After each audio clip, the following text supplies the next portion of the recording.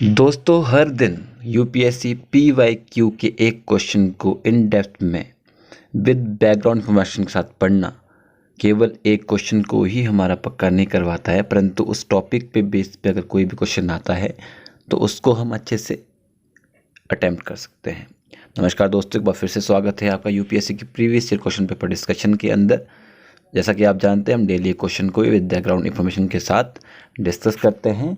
तो चलिए आज भी शुरू करते हैं अपना क्वेश्चन।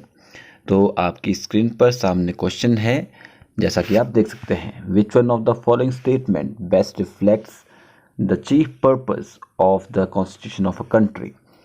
कि भारत के संविधान के कथन के बारे में लिखा गया है कि मुख्य प्रयोजन को सर्वोत्तम रूप से प्रतिबिंबित कौन सा कथन करता है। ठीक है जी। तो चार ऑप्शन आपके पास हैं कि determine the objective for the making of necessary law, या आवश्यक विधियों के निर्माण के का उद्देश्य निर्धारित करता है, या फिर it enables the creation of political office and government, राजनीतिक पदों और सरकार के सृजन को सिक्योर बनाता है, या it defines the end limit the power of government, कि सरकार की शक्तियों को परिभाषित और सीमाबद्ध करता है, या फिर it secure social justice, social equality and social security. तो यह सामाजिक न्याय, सामाजिक समता और सामाजिक सुरक्षा को प्रतिभूत करता है। तो इसमें चीफ पर्पस पूछा गया है कि क्या है संविधान को बनाने का।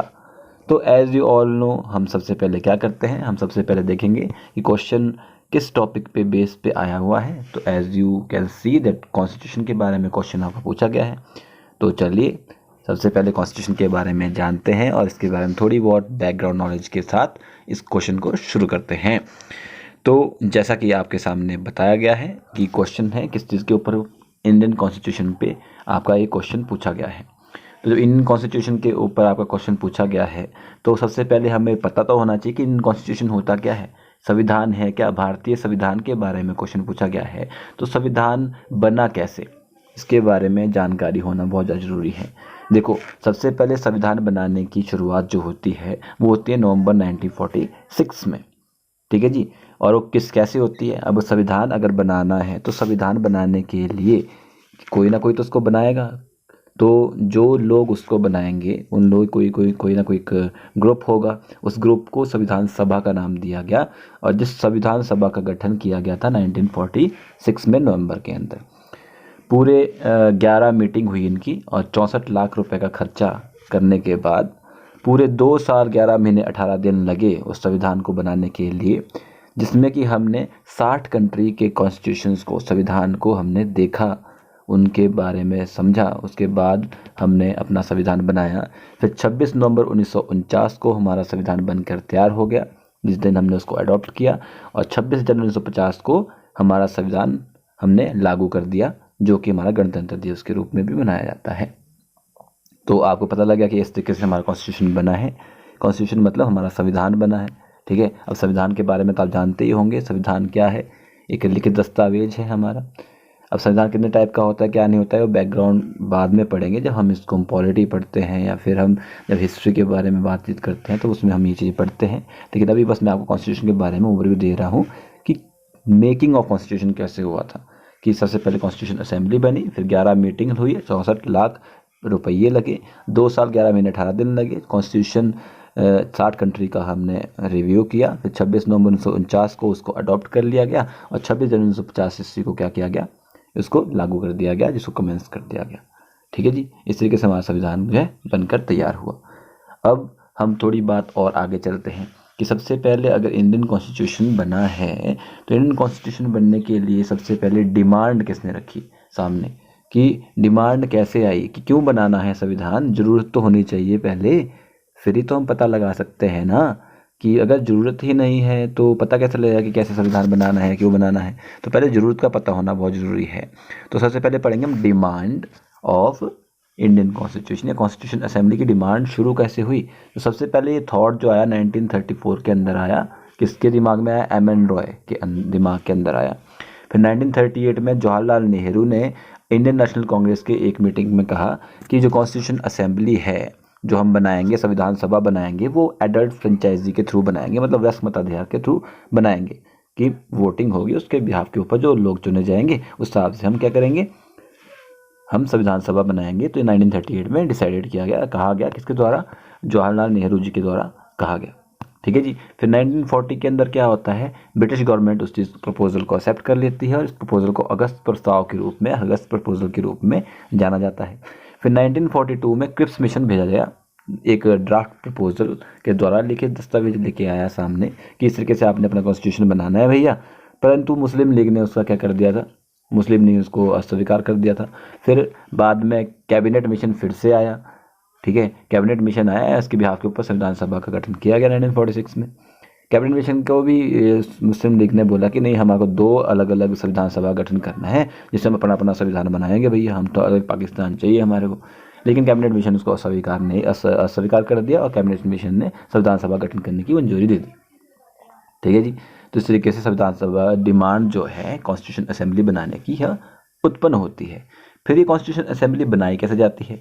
सबसे पहले क्या होता है, 1946 में कॉन्स्टिट्यूशन असेंबली संविधान सभा का गठन कर दिया गया, कैबिनेट मिशन के थ्रू कर दिया गया।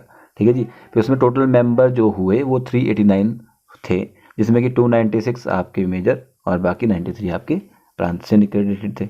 ठीक है जी। फिर एक सीट मिली 10 लाख लोगों के ऊपर एक सीट को रखी गई थी, मतलब इसका ये कि 10 लाख लोगों के ऊपर केवल एक सीट थी। अब ऐसे आप पूछ रहे होंगे, ऐसे क्वेश्चन बथेरी बार एसएससी वगैरह में पूछ ली जाते हैं, कहीं भी स्टेटमेंट बना के आपसे यहीं से क्वेश्चन पूछा जा सकता है इन फ्यूचर, तो इसलिए हम इसको ओवरव्यू जस्ट पढ़ रहे हैं इस चीज़ का। ठीक है। फिर 3 समुदाय थे उस टाइम के ऊपर, मुस्लिम, सिख और सामान्य, जिसमें कि सारे धर्म के लोग आ गए, मुस्लिम, सिख और अलग से। ठीक है, 3 समुदाय के लोगों में बांटा गया था उसको। ठीक है। फिर इन जुलाई अगस्त के अंदर इलेक्शन कर दिए गए। ठीक है जी। इलेक्शन हुए। ठीक है। 389 सीटें होनी थी यह, उसमें से फिर टोटल सीटें कितनी रहेगी? देखो, 208 मिली NINC, इंडियन नेशनल कांग्रेस को, मुस्लिम लीग को मिली 73, 15 इंडिपेंडेंट हो गई और 93 सीटें खाली रहेगी। बिकॉज जो प्रांत वाले लोग थे उन्होंने बोला कि हमने तो अपना संविधान सभा से बाहर रहना है, हमने तो नहीं करनी है, ऐसी सी बात करते ना शुरू होते। तो इस तरीके से लोग चुनकर आगे संविधान सभा गठन कर दिया गया। फिर हम बात करते हैं कि कितनी मीटिंग, जो मैंने बोला कि 11 मीटिंग ही सारी हुई थी 2 साल 11 महीने 18 दिन के अंदर, और 64 लाख रुपए लगा था। उसमें मीटिंग कौन कौन सी? सबसे पहली मीटिंग जो हुई थी 1946, 9 दिसंबर 1946 को हुई थी। बहुत बार क्वेश्चन पूछा जा सकता कि इंडियन कॉन्स्टिट्यूशन की, जो कॉन्स्टिट्यूशन असेंबली की फर्स्ट मीटिंग कब हुई थी? तो 9 दिसंबर 1946 ईस्वी को हुई थी, जिसमें कि 211 मेंबर ने ही केवल भाग लिया था। मुस्लिम लीग ने वहाँ भी उनको क्या बोलते, बहिष्कार कर दिया था उस चीज़ का। फिर डॉक्टर सच्चिदानंद सिन्हा को टेम्पररी प्रेसिडेंट बनाया गया था, किस चीज़ का? इस कॉन्स्टिट्यूशन असेंबली का। बाद में डॉक्टर राजेंद्र प्रसाद को प्रेसिडेंट बना दिया गया और HC मुखर्जी और VT कृष्णाचारी को वाइस प्रेसिडेंट बना दिया गया था।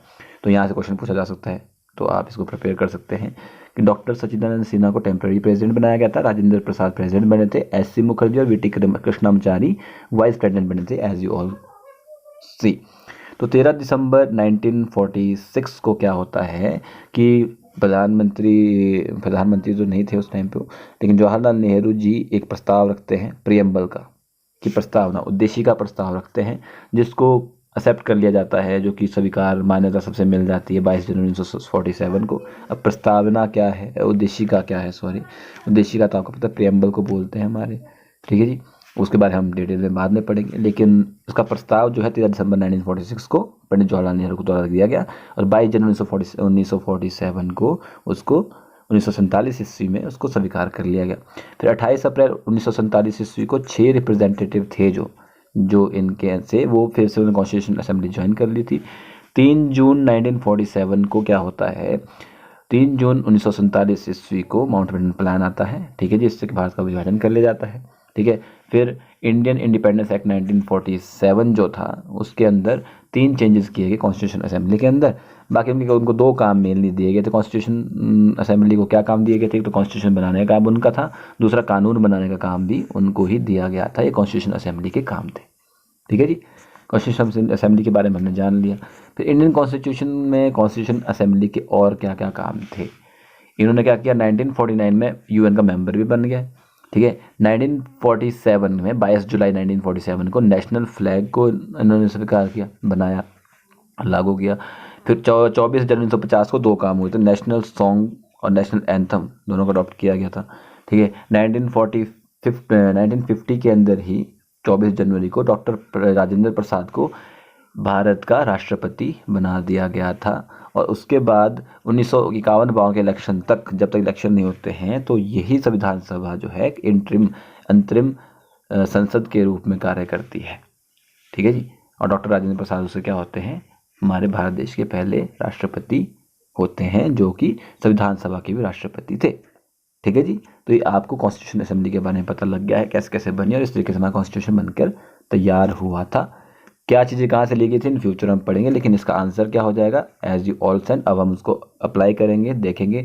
और जैसे कि हमने देखा कि चीफ पर्पज़ क्या होता है कॉन्स्टिट्यूशन का, आपको पता ही है कि जब भी कोई कॉन्स्टिट्यूशन बनाता है तो कुछ ना कुछ तो चीफ पर्पज़ तो क्या है कॉन्स्टिट्यूशन बनाने का, कि फंडामेंटल प्रिंसिपल स्ट्रक्चर बनाए, फंक्शन गवर्नमेंट को करे, और राइट्स क्या क्या है, क्या क्या आज़ादी मिलेगी इंडिविजुअल को, उसको देखे।